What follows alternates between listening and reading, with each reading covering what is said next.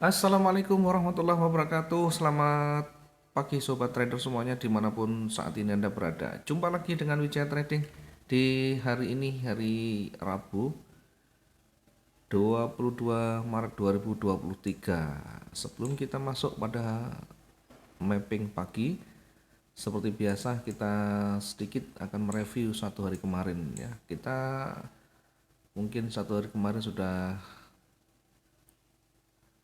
banyak melakukan transaksi ya, dari pagi, kemudian sore kita lakukan evaluasi, malam juga kita lakukan evaluasi lagi, dan mungkin teman-teman bisa melihat sendiri kondisinya, dan market sekarang di kondisi terakhir bergerak sampai hingga 19.35 ya.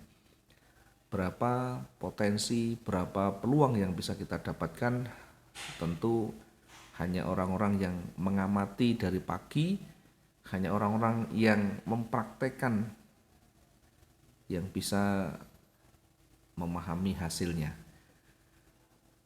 Baik, selanjutnya kita akan melihat sampai dengan saat ini ya. Saya menggunakan time frame M15 ya. Kenapa menggunakan time frame M15? Ya, biasanya H1.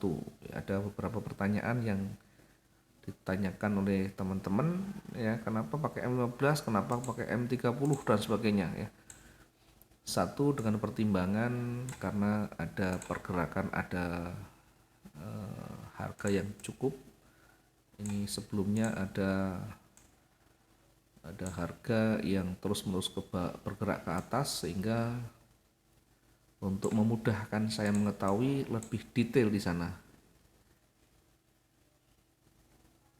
biar tidak terlalu kecil. Kalau kita menggunakan H1 nanti terkadang pergerakannya sangat kecil dan kita menempatkan titik entry-nya cukup sulit di atas dan di bawahnya, biar terlihat agak besar dan nanti mudah dilihat secara visual, maka saya menggunakan time frame M15 ya. Biasa saja, jangan diperdebatkan. Kalau mungkin teman-teman nyaman di H1, silahkan gunakan H1 ya. Kemudian saya coba untuk kasih ini, teman-teman mungkin ada yang terbiasa dengan moving average, ada yang tidak pakai ya. Kenapa saya harus pakai? Ya sebenarnya tidak masalah juga ya. Kita sudah terbiasa dengan price action yang jarang menggunakan moving average ya. Tetapi untuk konfirmasi juga tidak ada salahnya di sana. Kita akan gambar dulu bagaimana satu hari kemarin ya. Kalau kita lihat, saya masuk di time frame yang agak besar dulu ya. Kita masuk di H4 dulu ya, untuk mengetahui secara detail adakah nanti petunjuk di sana ya.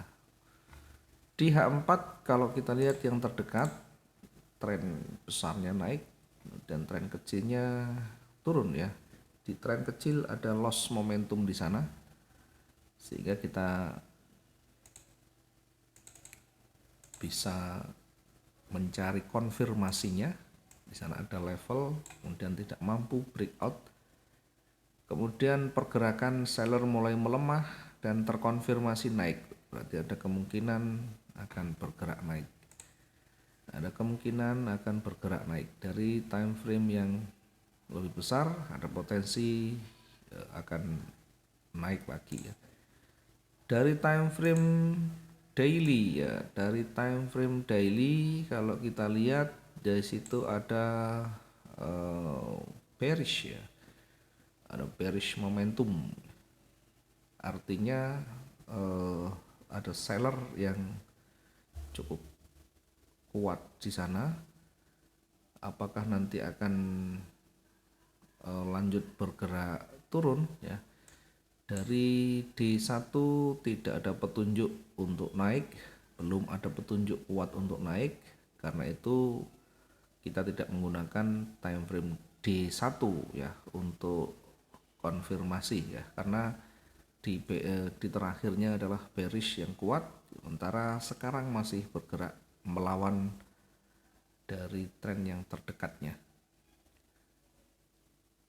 Oke, kita kembali ke H1 ya. Di H1 mungkin ada petunjuk lain.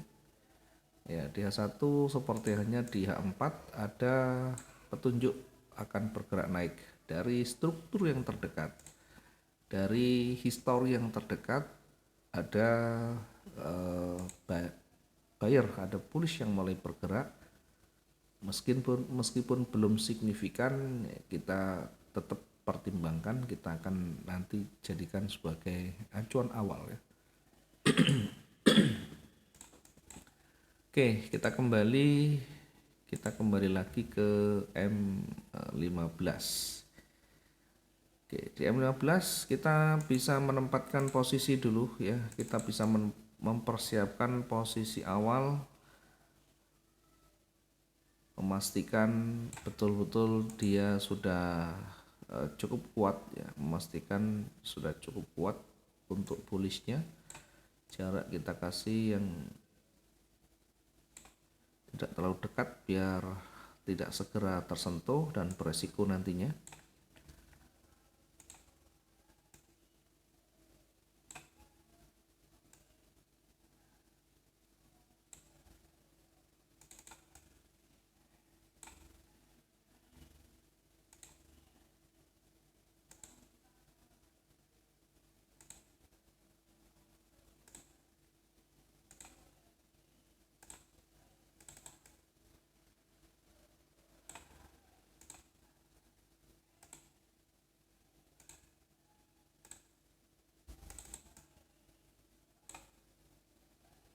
Oke, kita coba lihat lebih dekat.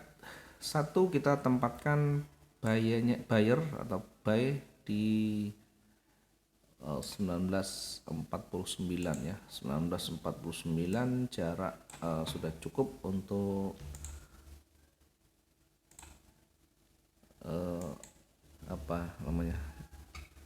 menghindari fake atau menghindari jarumnya saja. Kita jauhkan dari level yang terdekat.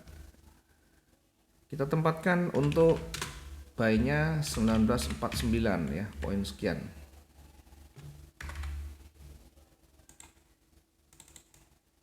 Kemudian targetnya seperti biasa yang wajar, cukup jauh, kita kurangi.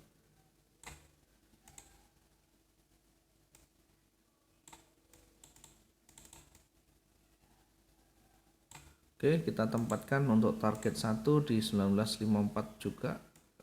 Tadi di titik entry-nya 1949, kita tempatkan untuk target 1 di 1954 poin sekian ya, poin sekian.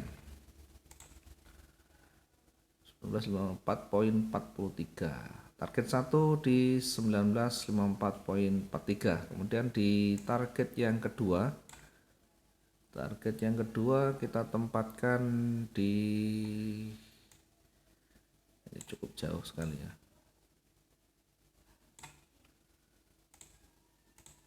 1964. Ini target yang kedua di 1964 poin sekian ya,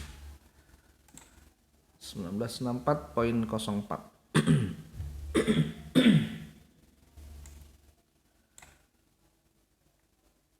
Oke, kita perkecil, kemudian kita uji nanti kira-kira sampai di mana.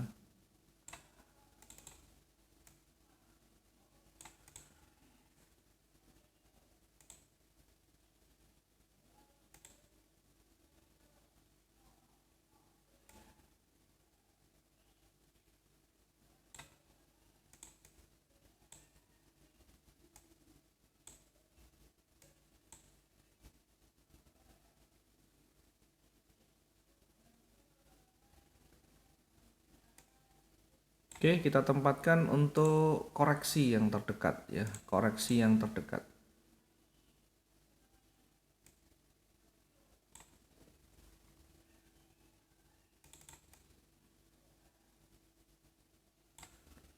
Kita tempatkan koreksi yang terdekat di 1975 ya. Koreksi yang terdekat di 1975 poin sekian-sekian ya. Poin 39 di sana ya. Oke, kemudian kita akan lihat di sebelah kiri. Kita lihat sebelah bawah untuk keseimbangan. Sel kita tempatkan di 1941, di 1941 poin 10.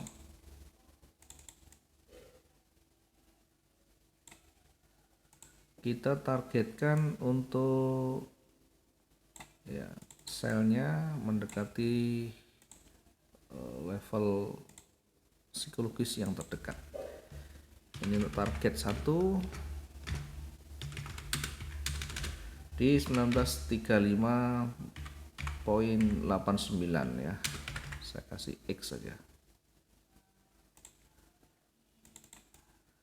1935.89.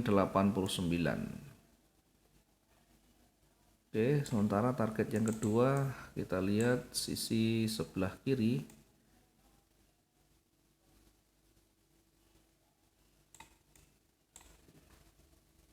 Kita tempatkan target berikutnya di 1927, target yang kedua di 1927.21 ya, saya kasih X saja.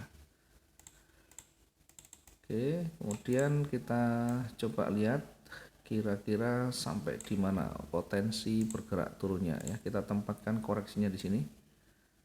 Ya, tidak usah terlalu jauh. Kita nanti akan update berikutnya di sore hari sampai perkembangan terakhir. Nanti kita akan lakukan evaluasi berikutnya ya. Koreksi di bawah ditempatkan di 1914.50 ya. XX poin 50 ya. Kita tempatkan di 1914.50 ya.